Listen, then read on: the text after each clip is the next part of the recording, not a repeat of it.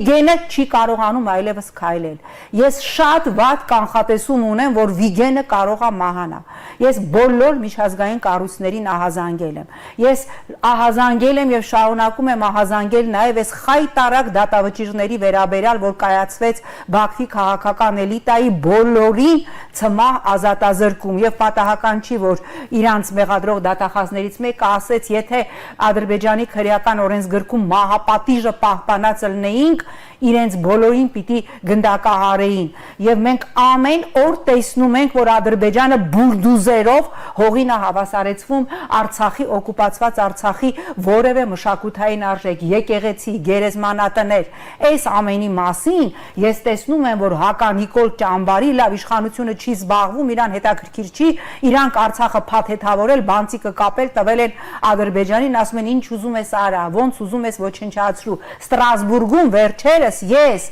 Ստրասբուրգի գրախանութում տեսել եմ այսքան հաստափոր մի հատ գիրք, իդեպ ադրբեջանցիները ինչ են անում, ոչ թե ադրբեջանական հեղինակը, որ ասենք դե ինքնա գրել է, վարձում են եվրոպացի մասնագետներ, վճարում են եւ ամբողջ Արցախի մշակութային ժառանգությունը կեղծված ու ներկայացված էր որպես ալբանական, ես չգիտեմ ինչական, բայց ոչ հայկական։ Այս ամենի մասին պիտի խոսել։ Այն ոնց որ ադրբեջանցիներն էին 30 տարի ոճիլի պատմությունը սարքում, անգամ հյուսիսային Սառուցյալ օվկիանոսի հալոցքի թեմայի քննարկումը բերեցին, կապեցին, այո, Ղարաբաղին հիշում եք, չէ՞։